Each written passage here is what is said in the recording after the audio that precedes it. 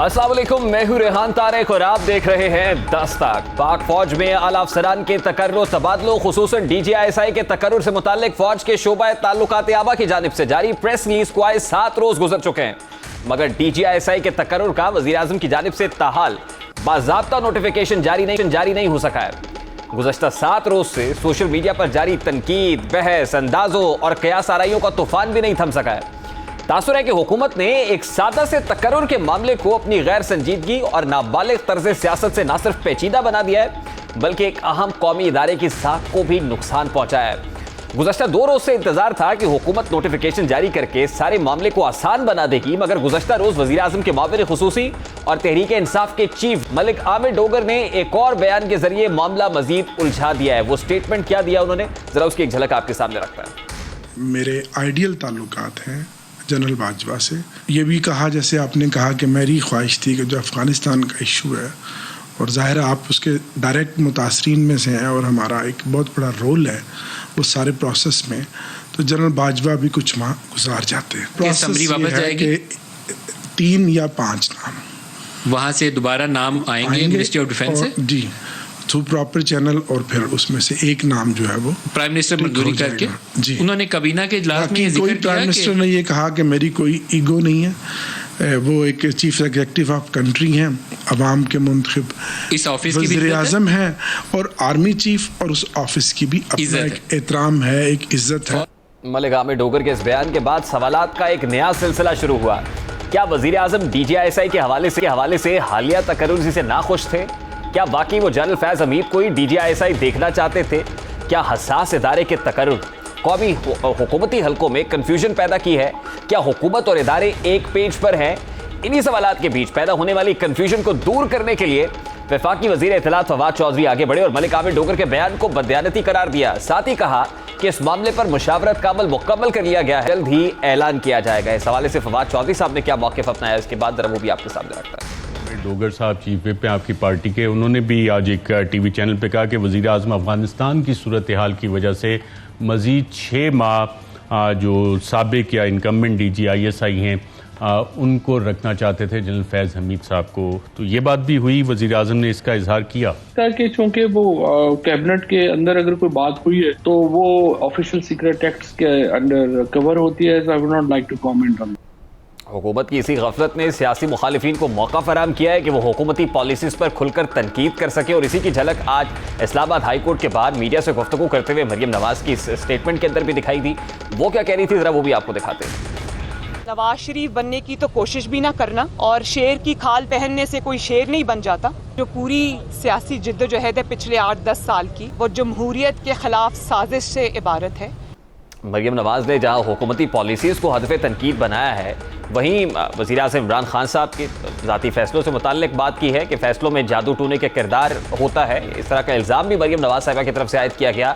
اس سے متعلق وہ کیا کہہ رہی تھی، ذرا وہ بھی آپ کو دکھاتے ہیں۔ شخص جو کہ وزیر اعظم کی کرسی پر قابض ہے، وہ بجائے اس کے کہ آئین اور قانون کے تحت معاملات کو چلاتا ہو، وہ جادو ٹونا، جھاڑ پھونک، حساب کتاب کے ذریعے ملک کو چلا رہا ہے۔ جس ملک میں اہم ترین تقرریاں، ان تقرریوں کی میں بات کر رہی ہوں جن کا پاکستان کی سلامتی سے ڈائریکٹ تعلق ہے، جادو ٹونے سے کرتا ہو، جنات بجائے وزیر اعظم کے جنات وہ تقرریاں کرتے ہوں، جنات ٹائمنگز طے کرتے ہوں، یا پھر وہ جس کو طوطا فال کہتے ہیں وہ نکال کے کرتے ہوں۔ تاروں کا ملک کا تماشا بن چکا ہے صرف اس لیے کہ ایک شخص کو آپ نے ریٹین کرنا ہے، کیونکہ وہ آپ کی حکومت چلاتا ہے، وہ آپ کے اپوننٹس کو کے لیے اکھاڑ پچھاڑ کرتا ہے۔ تو سمجھ نہیں آ رہی کہ ایسا کیا معاملہ درپیش آ گیا، کیا قوم کو آپ نے بے وقوف سمجھ رکھا ہے۔ نائب صدر مسلم لیگ نون مریم نواز شریف کی گفتگو کے بعد حکومتی ترجمان بھی میدان میں آئے اور مریم نواز پر ذاتی نوعیت کے الزام عائد کیے۔ وہ کیا کہہ رہے تھے، اس کی ایک جھلک آپ کے سامنے رکھتا ہے۔ سیاسی چڑیلیں بھی اب جادو ٹونے کے اوپر تانے دے رہے ہیں۔ چلیں کوئی عام شخص تانا دے، سمجھ آتی ہے۔ بہت سارے لوگوں کے جس بیچارے کی کوئی ویڈیو کہیں پہ ہوگی، اس کو فکر ہے کہ وہ ویڈیو آپ کی آرکائیو میں پڑی ہوئی ہے۔ آپ نے تو خود ایسا شریانتر رچا ہے اس ملک کے اندر، کوئی آپ کے شر سے محفوظ نہیں ہے۔ کوئی شخص بھی پوری کوشش کر کے نواز شریف نہیں بن سکتا، کیونکہ نواز شریف بنا نہیں جا سکتا۔ نواز شریف پیدا ہوتا ہے. اس قدر جھوٹا, مکار, وعدہ فروش, ملک فروش, وطن فروش طرح کا انسان کوئی کوشش کر کے بھی کیسے بن سکتا ہے؟ آپ نے سوال کیا کہ g prime minister Imran Khan کی کریڈیبلٹی ہے کیا؟ تو باجی میں آپ کو یہ بات بتا دوں کہ آپ ایک سرٹیفائڈ چور ہیں اور آپ کی کریڈیبلٹی کوئی ہے نہیں. پاکستان کی عوام نے آج ایک خود غرض خاتون کی سیاست کا محور اقتدار اور صرف اقتدار ہے, اس کو ایک دفعہ پھر پاکستان کی سالمیت کے محافظوں کو اور پاکستان کے منتخب وزیر اعظم انتشار کی سیاست کی نظر کرتے ہوئے دیکھا ہے. اب ایک طرف یہ سیاسی بیان بازی جاری ہے تو دوسری طرف وزارت دفاع نے وزیر اعظم آفس کو نئے D G I S I کی تقرری کے لیے سمری ارسال کر دی ہے. وزیر اعظم کی منظوری کے بعد نئے D G I S I کی تقرری کا اعلان کیا جائے گا. اب سوال یہ ہے کہ حکومت معاملے کو کنفیوز کیوں کر رہی ہے؟ مریم نواز کے بیانات کے مقاصد کیا ہے؟ حکومت کی ناتجربہ کاری کا خمیازہ کون بھگتے گا؟ اسی معاملے پر بات کریں گے. اس وقت دو شخصیات ہمیں جو lieutenant general retired Amjad Shoaib صاحب سینئر ڈیفینس اینالسٹ ہیں اور سینئر صحافی تجزیہ کار سلیم صافی صاحب نے ہمیں جوائن کیا ہے. سب سے پہلے صافی صاحب آپ کی طرف آتے ہیں. السلام علیکم صافی صاحب, بہت بہت شکریہ آپ کے وقت کے لیے. صافی صاحب, آج مریم نواز صاحبہ نے اسلام آباد ہائی کورٹ کے باہر میڈیا سے بات کرتے ہوئے کہا کہ عمران خان نواز شریف بننے کی کوشش نہ کرے. تو بڑا سادہ سا سوال ہے سر, کیا عمران خان نواز شریف بننے کی کوشش کر رہا ہے؟ بن تو نہ وہ نواز شریف سکتے ہیں اور نہ ان کی شخصیت ان کی طرح ہے اور نہ ان کی پارٹی کا ساخت ان کی طرح ہے, لیکن وہ نواز شریف دکھنے کی کوشش کر رہے ہیں. لیکن ظاہر ہے کہ اگر نواز شریف بننے کے چکر میں خود نواز شریف کا یہ حشر ہو گیا تو آپ اندازہ لگا سکتے ہیں کہ عمران خان صاحب کے ساتھ کیا ہوگا. اس لیے میں سمجھتا ہوں کہ میاں نواز شریف صاحب اور عمران خان صاحب کی پرسنالٹی میں فرق بھی ہے. یہ عمران خان صاحب سائیکلوجیکل وار تو لڑتے ہیں اور سائیکلوجیکل پریشر ڈالتے بھی ہیں, لیکن میرے خیال میں جس ادارے کے ساتھ معاملہ ہے ان کے سامنے ایک خاص حد سے زیادہ کڑے ہونے کی وہ صلاحیت نہیں رکھتے, کیونکہ ان کو یہ پتہ ہے کہ جو کچھ ابھی اس وقت ان کی یہ دکان سجی ہے تو یہ ان لوگوں کے مرہون منت ہے. اور یہ بھی یقیناً ان کو احساس ہوگا کہ نواز شریف کے ساتھ تو پھر بھی چند دانے کڑے رہ گئے, لیکن عمران خان صاحب کے ساتھ تو مجھے کوئی ایک بندہ بھی ان کے ارد گرد نظر نہیں آتا کہ جو اسٹیبلشمنٹ کے ساتھ ٹسل کی صورت میں عمران خان کے ساتھ کھڑا رہ جائے گا.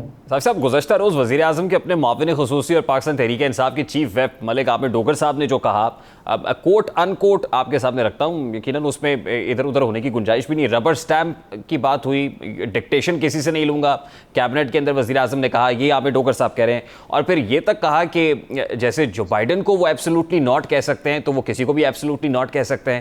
اب جو بائیڈن کو ایبسولوٹلی ناٹ کہنے کے کچھ امپلیکیشنز ہیں جو یقیناً پاکستان کو کچھ بھگت رہا ہے, کچھ بھگتنے پڑے گا آنے والے دنوں میں. یہاں پر ایبسولوٹلی ناٹ کہنے کے کیا امپلیکیشنز ہو سکتے ہیں صافی صاحب؟ اب پہلی بات تو یہ صریح جھوٹ ہے کہ جو بائیڈن کو یا امریکہ کو انہوں نے ایبسولوٹلی ناٹ کہا ہے. وہ بات بالکل غلط انہوں نے کی تھی. میں دعوے سے یہ بات کہتا ہوں کہ امریکہ نے نہ عمران خان سے اڈے مانگے اور نہ انہوں نے ان کو ایبسولوٹلی ناٹ کہا. خود ان کے نیشنل سیکیورٹی ایڈوائزر معید یوسف صاحب نے بعد میں میرے ساتھ پروگرام میں تسلیم کیا کہ امریکہ نے نہ اڈے مانگے اور نہ ہم نے انکار کیا. یعنی عمران خان صاحب کی بات کی اور اس دعوے کی تردید خود ان کے NSA نے کی تھی. پھر اس پورے عرصے میں ہم نے دیکھا تھا کہ کوئی اعلیٰ امریکی عہدیدار اگر CIA چیف آئے تھے تو ان کے جانے کے بعد عمران خان کو پتہ چلا تھا تو وہ تو آرمی چیف سے ملے تھے, وہ DGISI سے ملے تھے, وہ عمران خان سے سرے سے ملے ہی نہیں تھے. تو اگر کسی نے ایبسولوٹلی ناٹ کہا ہوگا تو وہ عمران خان نے نہیں کسی اور نے کہا ہوگا. اور اس روز جو امریکی سینٹ کی ڈیفنس کمیٹی میں جو ٹیسٹیمنی ہوئی تو اس میں امریکی جنرلز نے یہ واضح کر دیا, میں نے پورے وہ جو 6 گھنٹے کی ٹیسٹیمنی تھی وہ دیکھی تھی, تو اس میں انہوں نے یہ بات کہی تھی کہ بھائی ہم نے اڈے تو نہیں مانگے, ایئر سپیس ہم نے پاکستان سے مانگا تھا اور وہ کہہ رہے تھے کہ ہم پاکستان کے ایئر سپیس کو استعمال کریں گے. تو اگر عمران خان صاحب کی یہ بات درست ہوتی تو پھر باقی باتوں پہ بھی یقین کیا جا سکتا تھا. تو اب اگر ریسنٹ پاسٹ کے بارے میں جب لوگ بھی زندہ ہے، جب امریکی بھی زندہ ہے، اگر ان کے بارے میں وہ غلط بیانی کر سکتے ہیں تو پھر باقی بہت ساری چیزوں کے بارے میں بھی کر سکتے ہیں. پھر اسی طرح عمران خان صاحب نے کہا تھا کہ میں روایتی سیاستدانوں کو ساتھ نہیں لوں گا. کیا انہوں نے لیا یا نہیں لیا؟ عمران خان صاحب نے کہا تھا کہ میں شیخ رشید صاحب کو چپڑاسی نہیں رکھوں گا. آج وہ ان کے اہم ترین وزیر ہے. عمران خان صاحب نے کہا تھا کہ میں جو ہے پاکستان کی پاسپورٹ کی عزت کرواؤں گا، یہ کرواؤں گا. کیا یہ حقیقت ہے کہ نہیں کہ وہ امریکی صدر کے ٹیلی فون کے لیے منت ترلے کروا رہے ہیں؟ صاحب یہ بات آپ کی درست ہے. دیکھیے امریکہ کو ایبسلیوٹلی ناٹ کہنے کے معاملے پر جس نے امریکہ، اگر عمران خان صاحب نے نہیں کہا تو آپ نے کہا کسی نے ایبسلیوٹلی ناٹ کہا ہوگا، جس کے پاس یہ اختیار ہے یا وہ امپاورڈ ہے. کیا عمران خان صاحب ان کو ایبسلیوٹلی ناٹ کہہ سکتے ہیں جو اتنے امپاورڈ ہیں؟ نہیں، تاریخ تو یہ بتا رہی ہے کہ نہیں. اور لیکن بہرحال انسان ہے آپ ان سے، لیکن ان کی تاریخ اور ان کو دیکھ کے میں تو نہیں کہہ سکتا کہ وہ یہ خودکشی کرنا چاہیں گے. تو صافی صاحب پھر بڑا سادہ سا سوال ہے کہ معاملہ اتنا سادہ سا تھا اور پیچیدہ بنا دیا گیا، یا واقعی کوئی پیچیدہ معاملہ تھا جسے خان صاحب اپنے لیے سادہ بنانا چاہ رہے تھے؟ دیکھیں، ایک تو خیر کچھ فطرت بھی ہوتی ہے. عمران خان صاحب کی فطرت اللہ تعالیٰ نے ایسی بنائی ہوئی ہے کہ کہیں نہ کہیں آ کے وہ اپنے محسنوں کے گلے میں ہاتھ ضرور ڈالتے ہیں. تو ایک تو ان کی جو شخصیت ہے اور اس کی جو خاصیت ہے وہ تو کسی نہ کسی سٹیج پہ سامنے آنی تھی. وہ آپ حفیظ اللہ نیازی کی مثال دیکھ لیں، آپ اکبر بابر کی دیکھ لیں، آپ جہانگیر ترین کی دیکھ لیں، آپ اس طرح بہت سارے لوگ ہیں. تو ایک تو شاید وہ جو ان کی شخصیت کا خاصہ ہے اس کی مجبوری ہے. دوسرا دیکھیں کہ عمران خان صاحب اسٹیٹس مین شپ ان کے ہاں فقدان ہے، لیکن جو پالیٹکس ہے یا جو پاکستان کی ڈرٹی پالیٹکس ہے اور چال بازی کی سیاست ہے، اس میں عمران خان صاحب کا کوئی مقابلہ نہیں ہے. ضرورت پڑنے پہ وہ گلے میں بھی ہاتھ ڈالتے ہیں، وہ پریشر بھی ڈالتے ہیں، وہ بلیک میل بھی کرتے ہیں، اور ماضی میں بھی انہوں نے اس طرح کیا ہے. تو ماضی میں انہوں نے 2-3 مواقع پہ جب اسٹیبلشمنٹ کو بلیک میل کرنے کی کوشش کی تو اس میں وہ کامیاب ہوئے اور ان کو سپیس دے دیا گیا. مثلا جب شریف برادران کے ساتھ معاملات کو بہتر بنانے کی کوشش کی اسٹیبلشمنٹ نے اور نواز شریف باہر چلے، تو اس وقت بھی انہوں نے یہ خالد بن ولید کی مثالیں دے کے اور اسامہ بن لادن کا ذکر کر کے تو وہ بھی اسٹیبلشمنٹ کو بلیک میل کرنے کی کوشش کی تھی. اس وقت بھی انہوں نے یہ کہا تھا کہ مجھے کوئی فرق نہیں پڑتا کہ DGI کون ہوتا ہے اور آرمی چیف کون ہوتا ہے. تو وہ بیسیکلی ان کو بلیک میل کرنے کی کوشش تھی، لیکن وہ ایک پولیٹیکل ایشو تھا اور اس میں اس طرح تو اس میں عمران خان صاحب کی بات مانی گئی اور شریف فیملی کے ساتھ جو آگے مزید معاملات بڑھنے تھے تو وہ ان کی خاطر نہیں بڑھائے گئے. جی صاحب صاحب، لیکن this particular matter is not particular matter sir. یہ تو ایک حساس ادارے کے سربراہ کے تقرر کا معاملہ ہے اور اطلاعات یہ آ رہی ہیں کہ سمری اب وزیر اعظم آفس پہ پہنچ چکی ہے. تو آپ کو کیا لگ رہا ہے کہ کوئی ڈیسیژن کے اندر کچھ چینج ہو سکتا ہے، کوئی نیا نام بھی سامنے آ سکتا ہے، یا اسی پر دستخط مقصود تھے جو ہو جائیں گے؟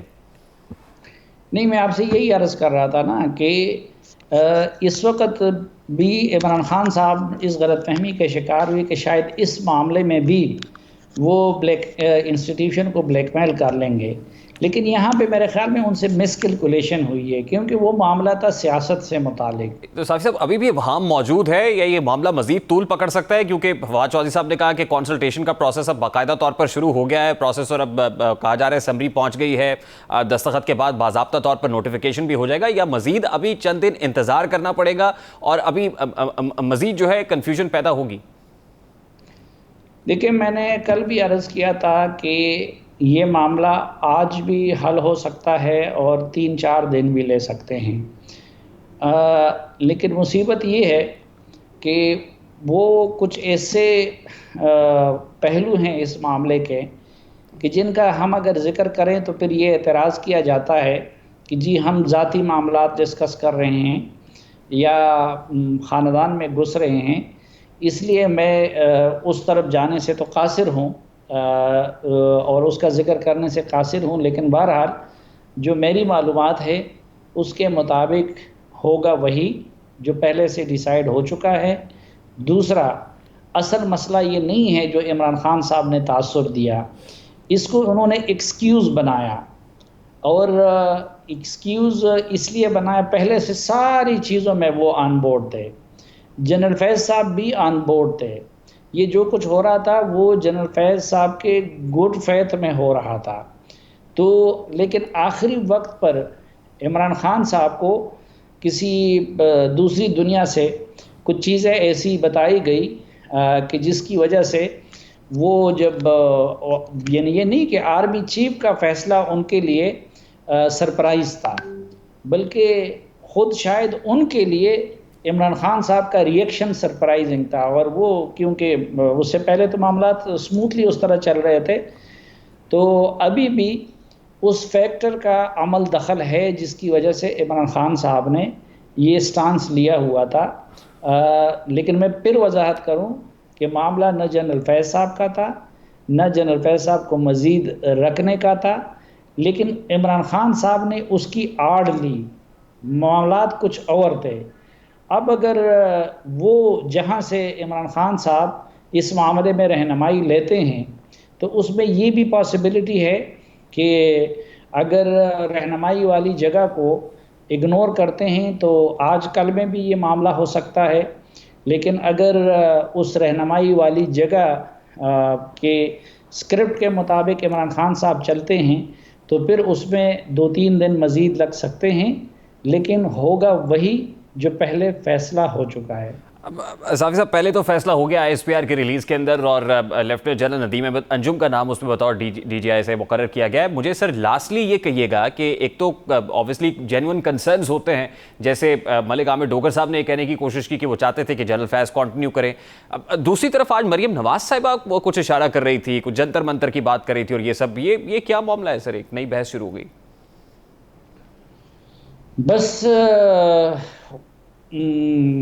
وہی تو مسئلہ ہے کہ میں نے کہا کہ اپنی روایات کی وجہ سے ہم جو ہے کچھ چیزوں کا ذکر نہیں کر سکتے۔ بس میں تو صرف اس کے جواب میں یہ کہوں گا کہ بسم اللہ الرحمن الرحیم، قل اعوذ برب الفلق من شر ما خلق ومن شر غاسق اذا وقب ومن شر النفاثات فی العقد ومن شر حاسد اذا حسد۔ آمین یا رب العالمین۔ بہت بہت شکریہ صافی صاحب، ہمارے ساتھ موجود تھے، سینئر صحافی، تجزیہ کار گفتگو آپ نے سنی ہے۔ اس وقت senior defence analyst lieutenant general retired Amjad Shoaib صاحب ہمیں جوائن کر رہے ہیں۔ السلام علیکم، بہت بہت شکریہ جنرل صاحب آپ کے وقت کے لیے۔ جنرل صاحب، سب سے پہلے تو یہ کہیے گا، 6 اکتوبر کو ISPR کی ایک پریس ریلیز سامنے آئی تھی DGI کے تقرر سے متعلق، ابھی کیونکہ وفاقی وزیر اطلاعات فواد چودھری صاحب یہ کہتے ہیں کہ کنسلٹیشن کا باقاعدہ ایک پروسیس شروع ہو چکا ہے، تو that press release stands null and void now sir? دیکھیے، جو پروسیجر ہے وہ اگر فالو کیا جائے گا تو نیچرلی اس میں یہ جو ISPR نے پہلا کیا تھا وہ تو اس میں پھر نہیں فٹ ان ہوتا، لازمی بات ہے کہ نیا اس کو ایشو کرنا ہوگا۔ تو جنرل صاحب، جو سمری اب بھیجی گئی ہے، کیا اس میں کوئی نیا نام بھی متوقع ہے؟ کہ ISPR کی پریس ریلیز کے اندر تو یہ واضح ہو گیا کہ جنرل ندیم احمد انجم بطور DGI جو ہیں اپنے عہدے کا چارج سنبھالیں گے، لیکن ابھی جو ایک پروسیس شروع کیا گیا ہے جس میں 3 نام سمری میں بھجوائے جانے ہیں، اس میں کوئی نیا نام بھی آ سکتا ہے کہ پرائم منسٹر صاحب کہے کہ نہیں یہ ان کی نظر میں DGI ہونے چاہیے؟ نہیں، میرا نہیں خیال کہ نئے نام آئیں گے۔ دیکھیے، جو پروسیس ہے نا اس میں GHQ ہی بھیجتا ہے کچھ نام، 3 سے 5 نام ہوتے ہیں اس میں، کم از کم 3، زیادہ سے زیادہ 5 ہو سکتے ہیں، اور ان میں سے پرائم منسٹر نے ایک نامینیٹ کرنا ہوتا ہے۔ پرائم منسٹر اپنی خواہش کا اظہار کر سکتے ہیں کہ یہ فلاں کو بھی شامل کریں، لیکن وہ ضروری نہیں کہ آپ شامل کریں، کیونکہ سروس نے اپنی ریکوائرمنٹ بھی دیکھنی ہے کہ کس کو اسپیئر کیا جا سکتا ہے، کس کو نہیں کیا جا سکتا، یہ اس کی اپنے کیریئر ریکوائرمنٹ کیا ہے، پھر کیا وہ سوٹیبل بھی ہیں اس جاب کے لیے۔ تو پرائم منسٹر تو اس کو اپنے نقطہ نگاہ سے دیکھ سکتے ہیں جو کہ سیوین پوائنٹ آف ویو ہوگا۔ جنرل صاحب دیکھیں، DGI کی اپوائنٹمنٹ میں یہ جو حالیہ بحران دیکھا گیا ہے، آج سے پہلے شاید اس طرح کا ہارڈلی کوئی ایسا انسیڈنٹ ہوا ہو جو اب دیکھا گیا ہے، اس کی بنیادی طور پر آپ کو کیا وجہ دکھائی دیتی ہے؟ دیکھیں، اس میں بنیادی طور پہ وجہ یہ ہے کہ پروسیس پہلے بھی شارٹ سرکٹ ہوتے رہے ہیں، لیکن اس میں ایک انڈرسٹینڈنگ موجود ہوتی ہے، وہ اگنور ہو جاتی ہے چیز، اور پروسیس میں شارٹ سرکٹنگ یہی ہے کہ عموماً chief of army staff summary بھیجنے سے پہلے ایک وربل لے لیتے ہیں، اپروول لے لیتے ہیں، ان کو جا کے بریف کرتے ہیں پرائم منسٹر کو کہ یہ اس طرح 3-4 لوگ ہیں یہ میں भेज रहा हूँ और आप इसमें से जिसको चाहें कर दें, लेकिन हमारी रिकमेंडेशन ये है। तो बाज़ औक़ात होता है कि वर्बल अप्रूवल की बुनियाद पे आप भेज देते हैं, ऑर्डर निकाल देते हैं और फिर समरी वक्त के साथ आ जाती है कुछ दिनों बाद उसी चीज़ के बारे में आपको हम नहीं देंगे। तो जैसा इन सम this is all about understanding, यानी एक म्यूचुअल अंडरस्टैंडिंग होती है जिसके साथ आप ये मामलात को आगे लेकर चलते हैं। यहाँ पर इस मामले में तो as far as this matter is concerned understanding दिखाई नहीं दी। आपको ये अंडरस्टैंडिंग मुस्तकबिल करीब में आगे चलती हुई दिखाई दे रही है, मिसअंडरस्टैंडिंग रहेगी? मेरा ख्याल है कि मामला तो चलते ही रहेंगे, उसमें प्रॉब्लम नहीं आएगी, लेकिन प्रोसीजर्स के बारे में मेरा ख्याल है दोनों साइड जो हैं वो पहले की निस्बत ज़्यादा मुहतात हैं। और जब हम दोनों साइड्स को ज़्यादा मोहतात होने की बात करते हैं तो ऑब्वियसली जब ये कहा जाता है ना कि को बाल आ जाता है ताल्लुकात में तो फिर दरार सी होती है, जिसके बाद मामलात उतने हमवार या खुशगवार या स्मूथ नहीं रहते हैं। तो क्या एक्सपेक्ट किया जाए in few days to come sir? मेरा ख्याल है मामला रिजॉल्व हो गया, क्योंकि जो मीटिंग हुई प्राइम मिनिस्टर की और चीफ ऑफ आर्मी स्टाफ की, उसके बारे में यही कहा जाता है कि वो बड़ी खुशगवार माहौल में थी और दोनों ने कोई उसमें टफ स्टांस नहीं लिया, म्यूचुअली एग्री किया कि ठीक है इस तरह कर लेते हैं। तो उस लिहाज से अगर आपने कॉन्सेंट के साथ रिजॉल्व किया हो तो फिर तो कोई इशू नहीं होना चाहिए। अगर कॉन्सेंट ना हो, मिसाल के तौर पे अगर प्राइम मिनिस्टर कहे कि जी चीफ ऑफ आर्मी स्टाफ इस चीज को तस्लीम करते या नहीं करते, I want him to do like this. अच्छा जरा साहब लास्टली एक बड़ा सादा सा सवाल है। ऑब्वियसली प्राइम मिनिस्टर साहब से मुताल्लिक जो बातें बाहर आ रही हैं और कल चीफ व्हिप भी ये कह चुके, वो चाहते थे कि जनरल फैज़ हमीद जो है वो कंटिन्यू करे टिल मार्च एटलीस्ट, और जो भी मतलब सिक्योरिटी सूरत हाल है खत्ते की वो डिमांड कर रही थी। अब जो भी DGISI होंगे, किसी भी नाम पर इत्तफाक होता है, तो क्या उनके in the back of his mind ये बातें नहीं होंगी कि इस हवाले से प्राइम मिनिस्टर साहब का नज़रिया कुछ और था, तो उसका कुछ ज़ाहिर है एक हसास इदारे के सरबराह के उस पर भी को फ़र्क पड़ेगा सर फिर उसके बाद डीलिंग पर? मेरा ख्याल है प्राइम मिनिस्टर को ये चीज़ें एक्सप्लेन की गई हैं और उनमें जो समझने की बात है, जो सबको समझना चाहिए, जनरल फैज़ हमीद को कराची भी भेजा जा सकता था, क्लीन स्वीप हो जाती कि एक तरफ नदीम अंजम वहां से आ रहे हैं, वो इधर आ जाते और फैज उधर चले जाते, कोरी कमांड करनी है उन्होंने, लेकिन उनको पेशावर क्यों भेजा गया, KPK में क्यों लगाया गया? इस वजह से कि वो वहां से अपना जो ISI का उनका मैंडेट था या उनका जो वहाँ एक्सपीरियंस था वो वहाँ इस्तेमाल हो सके अफगानिस्तान के मामले। बहुत बहुत शुक्रिया जनरल साहब आपके वक्त के लिए। Lieutenant general retired Amjad Shoaib साहब हमारे साथ मौजूद थे। अभी एक ब्रेक लेनी है, ब्रेक के बाद वापस आएंगे। मईशत के लिए आलमी इदारे खतरे की घंटी क्यों बजा रहे हैं, बड़ा अहम मामला है, इसको उठाएंगे इस ब्रेक के बाद। हमारे साथ रहिए।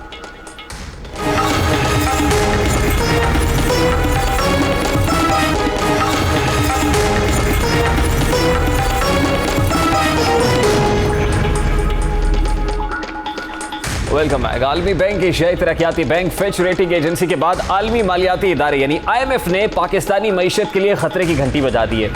तीनों बैनुल अक़वामी इदारों ने हुकूमत की जानिब से तरक्की की शरह 4.8% के हदफ को गैर हकीकी करार देते हुए मुस्तरद कर दिया है। IMF ने पाकिस्तान के लिए शरह नमू 4% के साथ साथ रवा माली साल के दौरान महंगाई और बेरोजगारी की बुलंद तरीन शरह की पेशगोई की है। मुल्की मईशत के हवाले से 2 हफ्ते कबल एशियाई तरक्याती बैंक ने भी शरह नमू 4% के करीब रहने की पेशगोई की थी।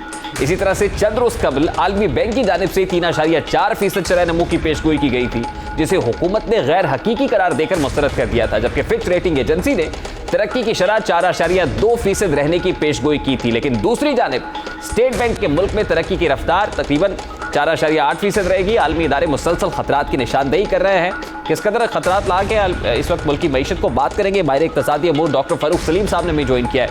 अस्सलाम वालेकुम फ़ारूक सलीम साहब, बहुत बहुत शुक्रिया आपके वक्त के लिए। सबसे पहले ये कहिएगा कि एक तरफ तो आलमी इदारे हमारी तरक्की की शरह से मुताल्लिक अंदाजे लगा रहे हैं, फोरकास्टिंग हो रही है, दूसरी तरफ हमारे अपने दावे हैं, किसे दुरुस्त तस्लीम किया जाए?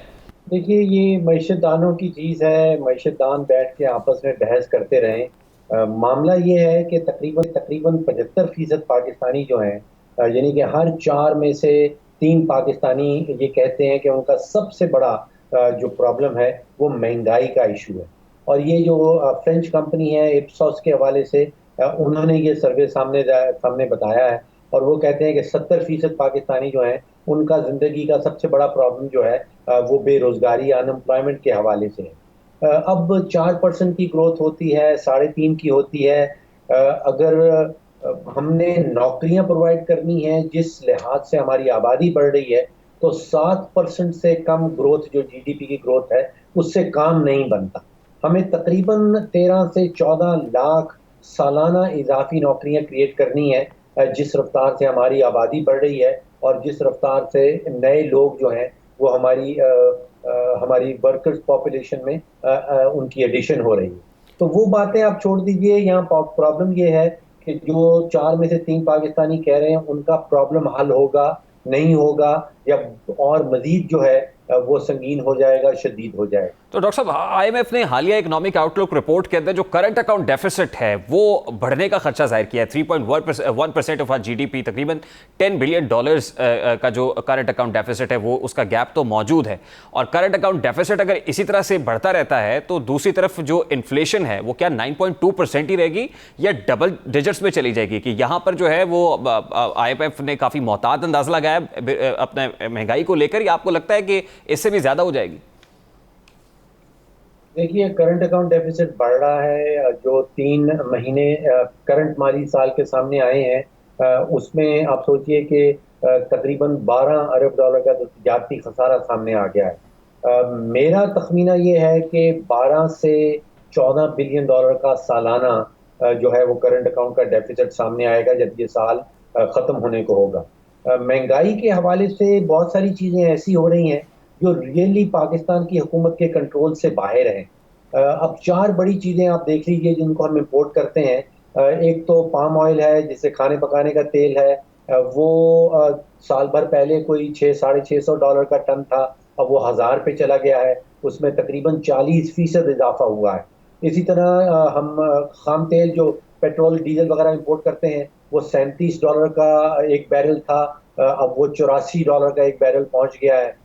کوئلہ ہم بہت امپورٹ کر رہے ہیں, اس کا استعمال ہم اپنے بجلی گھروں میں کرتے ہیں, وہ تو $60 کا جو ٹن تھا وہ اب $250 پہ فی ٹن پہنچ گیا ہے. تو ظاہری بات ہے کہ بجلی بھی پھر مہنگی کرنی پڑے گی.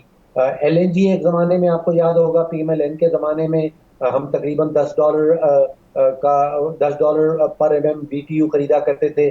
اس وقت جو اسپاٹ ریٹ ہے وہ $50 چل رہا ہے. تو یہ 4 چیزیں تو ایسی ہیں جو پی ٹی آئی کی حکومت کے کنٹرول میں نہیں ہے. ان کے نتیجے میں جو پاکستان میں مہنگائی آئے گی وہ حکومت کنٹرول نہیں کر سکتی. ڈاکٹر صاحب دیکھیں, امپورٹڈ انفلیشن بڑھنے کا خدشہ تو اپنی جگہ موجود ہے, لیکن فائنانس منسٹر اس سے کاؤنٹر فائٹ کرنے کے لیے بتا چکے ہیں کہ ٹارگیٹڈ سبسڈیز دیں گے. اب finance minister I M F کے ساتھ بات چیت کے لیے پہنچ چکے ہیں. یہ کہیے گا کہ یہ جو سبسڈیز والا معاملہ ہے کیا آئی ایم ایف کو قابل قبول ہوگا یا اس پر بھی کوئی ریوزٹ کرنا پڑے گا فائنانس منسٹر کو, جو اسٹریٹجی وہ رکھتے ہیں اس سے نمٹنے کے لیے؟ آپ کو معلوم ہے کہ جو بھی ملک آئی ایم ایف کے پیکیج میں پروگرام میں جاتا ہے تو آئی ایم ایف تو سبسڈی کی تاریخی طور پہ بہت ہی سختی سے اس کے خلاف ہوتا ہے اور اس کی اجازت نہیں دے پاتا. ہمارے ہاں 17 فروری کو ایک ٹیکنیکل معاہدہ ہوا تھا جس میں اس وقت ہمارے وزیر خزانہ صاحب جو تھے وہ ڈاکٹر حفیظ شیخ صاحب تھے. پھر ہم نے $500 ملین کی ایک قسط بھی لے لی آئی ایم ایف سے, اور اس کے بعد ہمارے جو وزیر خزانہ صاحب ہیں وہ بدلی ہو گئے. جو نئے وزیر خزانہ صاحب آئے شوکت ترین صاحب, انہوں نے آئی ایم ایف کو یہ پیغام بھیجا تھا کہ میرے پاس تو ایک جادو کی چھڑی ہے اور میں ہمارے ٹیکس کے ریونیو بھی بڑھا لوں گا, ٹیکس ریٹ بڑھائے بغیر. بجلی کے جو سرکولر ڈیٹ ہے, گردشی قرضہ جات ہیں, ان پہ بھی کنٹرول کر لوں گا بغیر بجلی کے ریٹ بڑھائے ہوئے. تو پھر آئی ایم ایف نے ہمیں کہا کہ بھائی آپ کے پاس جادو کی چھڑی ہے, ہم ذرا سائڈ پہ ہو جاتے ہیں, آپ 6 مہینے اس جادو کی چھڑی کو استعمال کر لیں. اب 6 مہینے پورے ہو رہے ہیں اور وہ جادو کی چھڑی نے کام نہیں کیا. اب ہم کوشش کر رہے ہیں کہ واپس آئی ایم ایف کے پروگرام میں چلے جائیں. تو پھر وہی جو 17 فروری کو وعدہ کیے گئے تھے جس میں ہم نے $900 ارب کا اضافی بجلی کی بلوں کی مد میں اضافی ریونیو اکٹھا کرنا تھا, کوئی 610 ارب کا اضافی ٹیکس لگانا تھا پیٹرول اور ڈیزل کے اوپر, اور کوئی 1200 ارب کے اضافی ٹیکسز تھے. اب آئی ایم ایف اور پاکستان کے درمیان آئی تھنک دوبارہ سے وہ مذاکرات. آئی ایم ایف کو شاید یہ قابل قبول نہیں ہوگا اور آئی ایم ایف پاکستانی معیشت کے گلے کی ہڈی بن گئے جو نہ اگلی جائے اور نہ نگلی جائے. بریک لینے کا کہا جا رہا ہے, بریک لیں گے, بریک کے بعد واپس آئیں گے. امریکہ پاکستان سے ناراض کیوں ہے اور کیا اب بھی کوئی امکان باقی ہے بائیڈن کی کال آنے کا؟ بات کریں گے اس بریک کے بعد. ہمارے ساتھ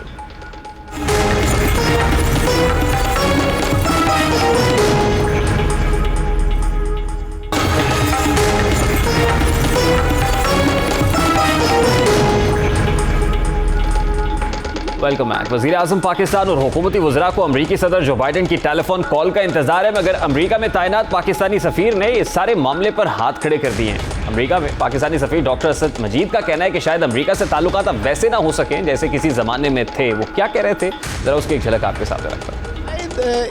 हमारे ताल्लुकात वैसे ना हो सकें जैसे कि कभी एक ज़माने में थे, या उस तरह की तवक्कुआत शायद लगाना मैं समझता हूँ अब रियलिस्टिक नहीं है। लेकिन जहाँ तक हमारी बायलैटरल गुफ्तगू जो है उसका कंटेंट पॉजिटिव है। एम्बेसडर साहब की गुफ्तगू आपने सुनी है। इसी दौरान नायब वज़ीर ख़ारजा भी पाकिस्तान के दौरे पर आई, वेंटी शर्मैन, और फिर भारत में जो स्टेटमेंट आया वो भी काफ़ी कन्फ्यूजन का बाइस बना।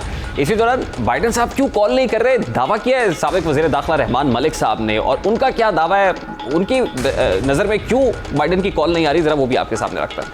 इलेक्शन हो रहा था डोनाल्ड ट्रंप का, तो उस वक्त ज़ाहिर है जो बाइडन उनका अपोनेंट था, और हमारे एक पाकिस्तानी बिजनेसमैन, उनका मैं नाम नहीं लेना चाहता इस वक्त, लेकिन उन्होंने पाकिस्तानी एम्बेसी को इस्तेमाल किया as a like of election office of Donald Trump. तो जब ये बातें जो बाइडन साहब को पता चली तो नेचुरली ही put his mood off.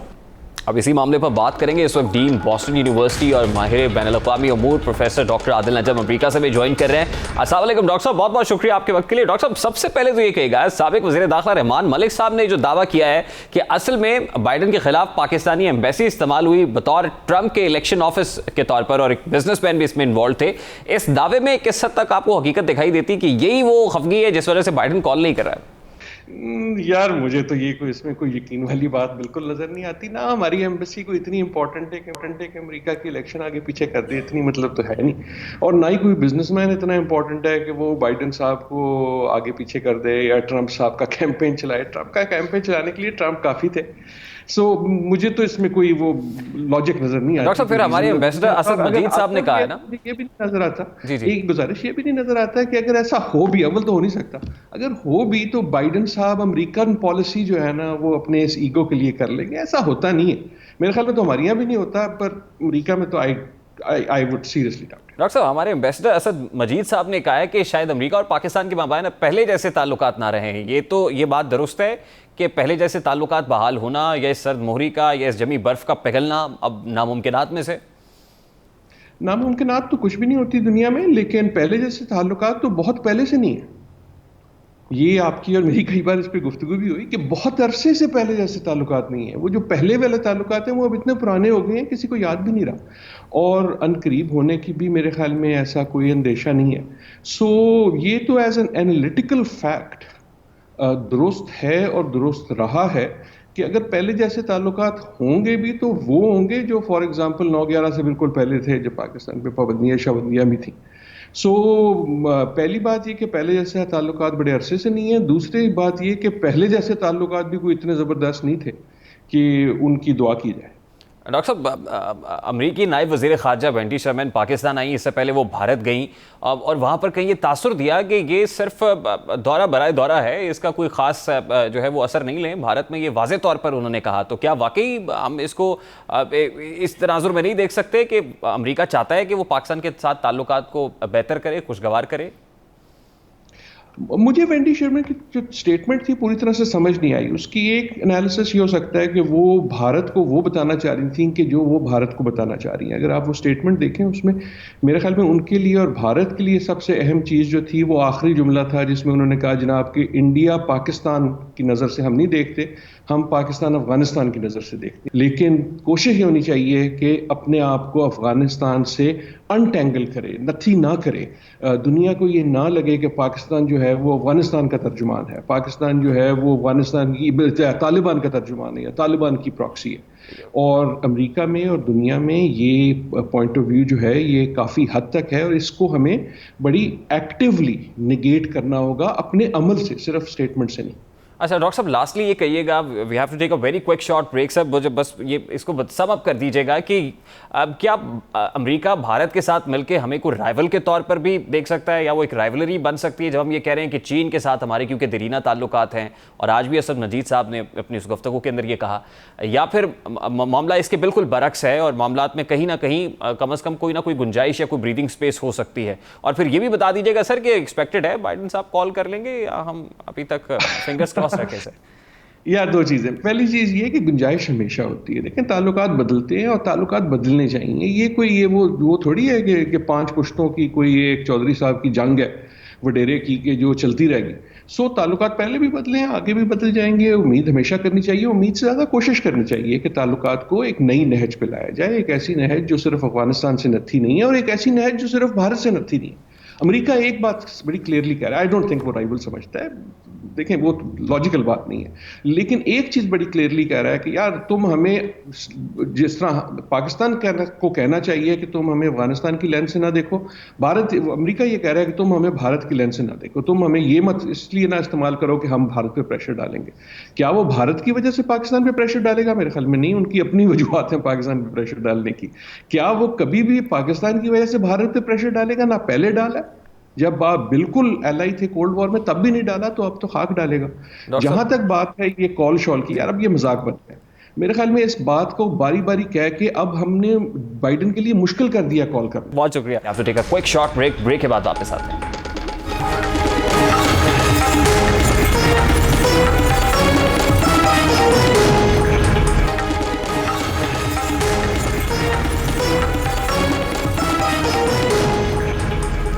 Welcome back. اسلام آباد ہائی کورٹ میں توشہ خانہ میں سرکاری تحائف کی تفصیلات سے متعلق درخواست کی سماعت کے دوران جسٹس میاں گل حسن اورنگزیب نے کہا ہے کہ حکمرانوں کو ملنے والے تحائف ان کے نہیں بلکہ عوام کے ہیں. اگر کوئی عوامی عہدہ نہ ہو تو کیا عہدوں پر بیٹھے لوگوں کو تحائف ملیں گے؟